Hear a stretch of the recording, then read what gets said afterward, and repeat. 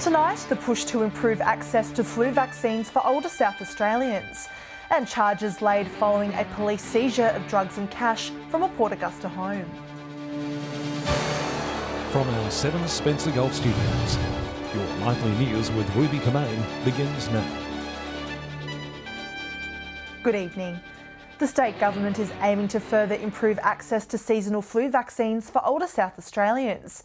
It follows an announcement last week to expand the COVID-19 vaccine rollout to include pharmacies in regional and remote areas. Getting your flu jab soon to be a whole lot easier. We're looking at whether we could expand the network to include pharmacies. We're establishing an expert advisory group to consider the opportunity. And if it's supported by the expert advisory group, it could even happen as early as next year. The state government exploring opportunities to expand access to the government-funded National Immunisation Program, which would see influenza vaccines available at community pharmacies for South Australians aged 65 and over. It follows an announcement late last week, expanding the COVID-19 vaccination rollout to include pharmacies in remote and rural areas. So we think the time is right to look at the opportunities to partner with pharmacies in relation to the National Immunisation Program and the seasonal flu vaccine. South Australian pharmacies currently cannot access the vaccines. Instead, they need to purchase them from private providers, costing patients $14 to $20 to administer them. For some South Australians, the cost of $14 to $20 is prohibitive. So this makes it as easy as possible for people to be able to not only afford the vaccine, but also to access it. There are also hopes the move will increase vaccination rates across the state. At this point in time, compared to last year, we're about, from what I understand, about 50% of the number that we were last year. Katrina Musson, 7 Spencer Golf News. Desperate efforts to stamp out COVID-19 continue, with exposure sites now reported in 4 states. New South Wales today recorded 2 locally transmitted infections, bringing the Bondi cluster to 11 cases. Queensland and South Australia have both banned travellers from parts of Sydney, while WA requires anyone from New South Wales to get a COVID test and isolate until returning a negative result. Meanwhile, Victoria's acting Premier James Merlino has slammed the federal government for its lack of urgency in getting the public vaccinated.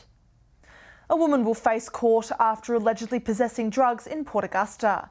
Just after midnight last Thursday, police were called to the Port Augusta address in relation to a disturbance. When searching the premise, police say they located 8 grams of methamphetamine and more than $4,000 in cash. The 29-year-old Western Australia woman was reported and issued with an expiation notice.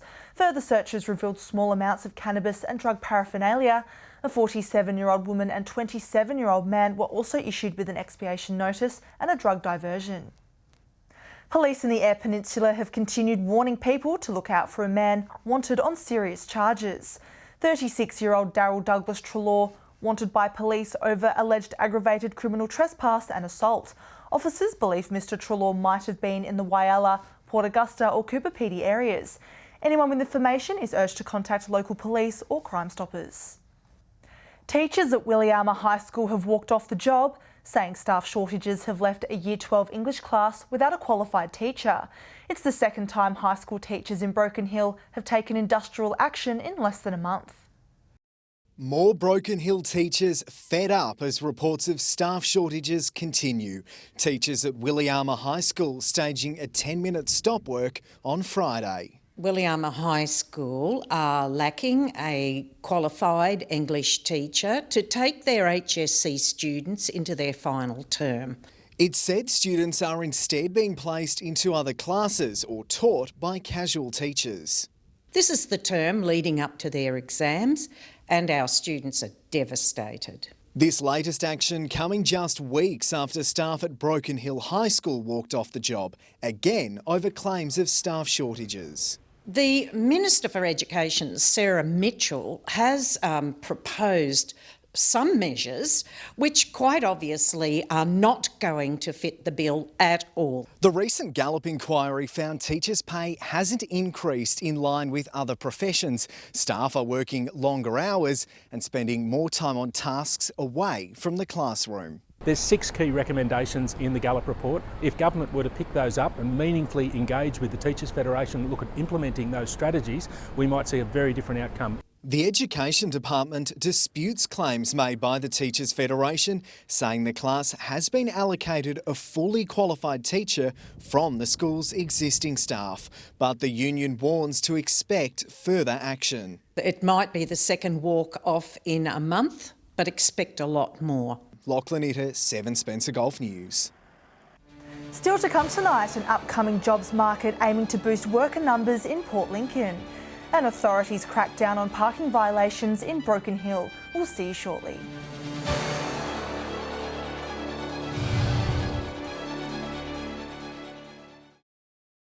Welcome back. The Mayor of Whyalla is meeting with ministers this week to lobby for more support from the federal government. It follows a major push recently launched to encourage more Australians to move to regional areas like the Spencer Gulf. Securing the future of the Steel City. Whyalla Mayor Claire McLaughlin on a mission to Canberra to lobby federal ministers to support the region. And we're meeting with several key ministers. The importance of our trip is to obviously make Canberra aware of the significant projects and economic importance of Whyalla to the nation. Projects being highlighted: the hydrogen project at Port Bonython, GFG Green Steel, and the expansion of the Kultana training area. We've already met with Ministers Dutton, Minister Tian and Minister Price. It's been very positive. The visit coinciding with a broader campaign by the Australian Local Government Association to get people to relocate to the region. A forum held yesterday to address issues such as the brain drain of young regional Australians to metropolitan areas. Another major push to encourage more Australians to move away from the big cities is the Regional Australia Institute's Move to More campaign, which was launched last week in Canberra.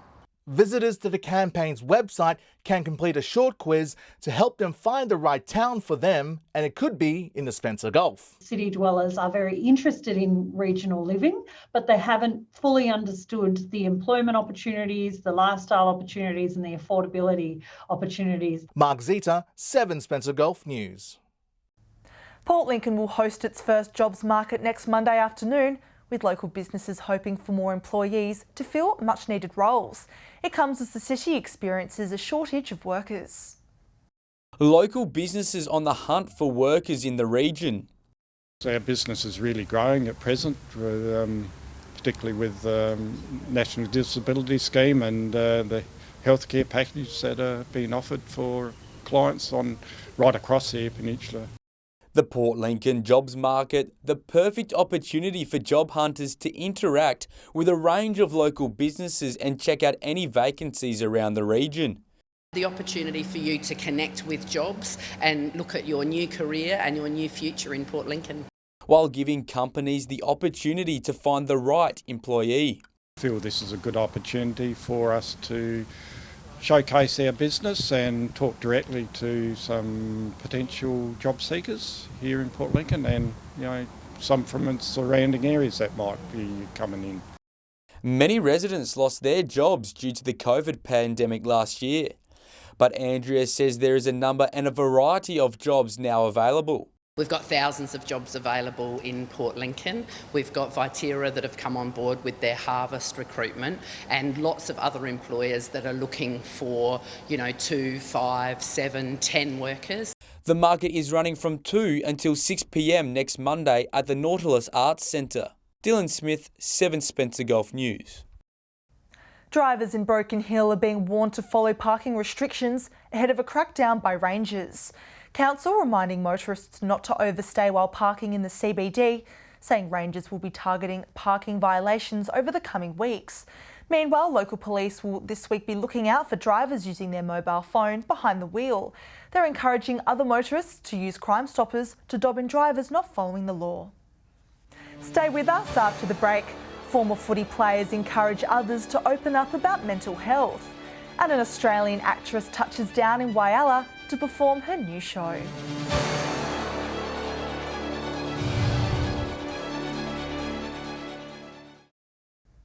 Hello again. The federal government is injecting $4 million to expand headspace in Port Lincoln. The move, aiming to ensure youth in the region can better access mental health services, when and where they need them. The investment is part of the government's commitment to improving health services here in South Australia and across the nation. The funding, meaning Headspace will have a permanent facility in the city, long pushed for by the member for Grey. But it's been really busy, run off its feet basically with a line-up to get in, and so been lobbying to get some more resources for that facility, and we have. So it's going from being a satellite to being a full Headspace facility, allowing the centre to give a helping hand for more locals. It'll be a more complete service, and there'll be more staff on the ground to allow for more people to come on an hourly or daily basis. Headspace offers a range of services for people aged between 12 and 25. But there are concerns the amount of young individuals suffering from a mental illness is increasing. But it's certainly something that we've been increasingly concerned about. There are a lot of reasons. I mean, the high pressure of modern living. The most effective way to combat this is to identify it early. With all those things, it gives you a better chance of responding in an appropriate manner and nipping the thing in the bud, if it were. The Port Lincoln office opened as a satellite service from Whyalla back in July 2020. The service will receive the funding over the next 4 years. How's your mate? It's a question Lifeline is asking footy clubs in Broken Hill as it tries to break down stigma around mental health. Some of footy's biggest names visiting the city over the weekend, sharing their battles at a professional level. They play tough on the footy field, but many of their biggest challenges have been off the ground. Back when I started in 1993, I was 17, playing AFL football, and if you had problems then, a lot of the time you just got waved away. Brock McLean, Abby Holmes and Dustin Fletcher talking depression, drugs and alcohol for the How's Your Mate program. Hear from people that work at the elite level in the industry and get some awesome tips on how they've been able to manage their own mental health and wellbeing. Locals at Friday's Q&A listening to their idols with intrigue. While they play at different levels, the issue of mental health doesn't discriminate. Playing AFL, and the worst thing you can do after a bad game is type your name into Twitter or whatever it might be. You don't like seeing some of the things that has been said. Even more so for female players dealing with sexist comments as well. Yes, it's hard for me, but it breaks my heart to see my family see these things. My family are my key. I feel comfortable speaking to them about everything. The program has one simple aim: to start a conversation. Some of footy's biggest names showing mental health can affect anyone, but footy clubs should be a safe space. Lachlan Itter, 7 Spencer Golf News. An Australian theatre performer is touring across regional South Australia as part of a new country arts essay program. Actress Rachel Beck making a stop in Whyalla today, saying she's excited to showcase her new show to local audiences. Bringing a slice of Broadway to the Spencer Gulf.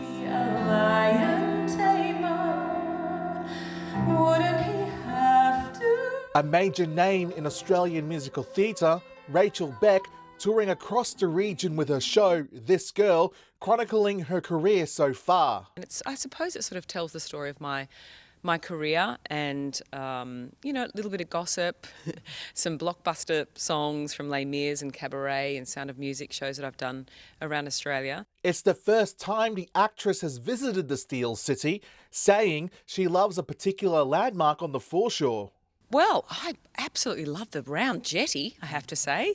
It was brilliant, and the little food trucks there, and we stayed by the foreshore. Also keen to see what regional South Australia has to offer. I've not been to any of these little country towns, and I'm very excited to visit new places that I've heard so much about. South Australia is one of my favourite states. Well known for her performance as Belle in the 1996 theatre adaptation of The Beauty and the Beast opposite Hugh Jackman. Not only a star on the stage, Rachel has also been on television shows such as Home and Away and Hey Dad. I like to vary it up. It's probably why I've been working in the industry for almost 35 years now. Rachel's next show is in Port Pirie's Northern Festival Centre tomorrow morning. Mark Zita, 7 Spencer Golf News. Local kart racers in the Northern Spencer Gulf are getting ready for one of their biggest competitions of the year. The Whyalla Go-Kart Club preparing to welcome drivers from across the state with the city titles on July 17.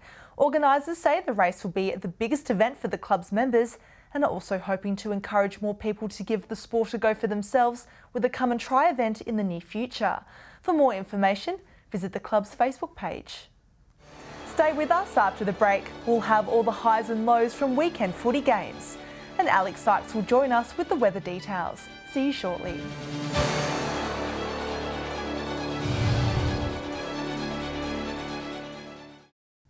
Welcome back. All clubs returned to football over the weekend, with Port Pirie Solomon Town holding their good form against Port in the SGL. Our reporter Katrina Musson has this week's footy wrap. It was an action-packed weekend of footy here at Memorial Oval. Top team Solomon Town held their unbeaten title against Port. Solly's continuing their good form with a huge 13-goal win over crosstown rivals Port. Solly came out firing with an 8-goal first quarter to put the game away early. Solly's Dylan Boundy was outstanding for the Cats, booting 10 goals in a best-on-ground performance. In the other match, West Augusta defeated Lions, the Lions suffering their third straight loss. It was a tight contest for 3 quarters, but it was West who overcame a 5-point deficit at 3-quarter time, finishing with a 5-goal final quarter, securing their 12-point victory. And Central Augusta were beaten by South, who continued their return to form with a 12-point win. In tough conditions, South set up their win with a 5-goal first quarter, on a day both sides found scoring hard. Central fought hard in the last 3 quarters, but couldn't manage to get there. Around the Gulf at Whyalla, and North defeated South 169-25. In the other match, Waroona Bay held strong over Centrals to win by 23 points. And West smashed Rupina by 72 points, securing their spot at the top of the ladder heading into round 10. Heading over to Port Lincoln, and Wayback secured a win over Mallee Park, 152-33. In the other game, Tasman smashed Boston, winning by 93 points. And Lincoln South fell short to Marble Range, the final score 84-29. And finally, in Broken Hill, North had a devastating loss to South. South securing a win by 120 points, holding their spot on top of the ladder. In the other match, West defeated Central, the final score 82-15. And that's all for sport. We'll be back tomorrow night with a wrap-up of the region's other sports. Time now to take a look at what's happening in the weather. Here's Alex Sykes. Thanks, Ruby, and good evening, everyone. A mainly fine day across the region today to start our week with slightly warmer temperatures than what we had on the weekend. The showers are set to return throughout the week, though. More detail on that a little further down the bulletin. From 3 p.m. today, Port Augusta was sunny and reached a high of 18 degrees, partly cloudy and 15 in Broken Hill, and it was mostly sunny in Cleve and it reached a high of 16 degrees there. Looking further out across the region now, while it was sunny and 18, it was partly cloudy in Port Lincoln and topped 17 degrees there. Sunny conditions in Port Pirie, Woodner and Cooper Pedy. They all reached a high of 17. Similar conditions in Whyalla, a top of 18. Kadina and Adelaide were both sunny and 16 degrees. Clare was sunny and 14. Partly cloudy in Coffin Bay, 16 degrees.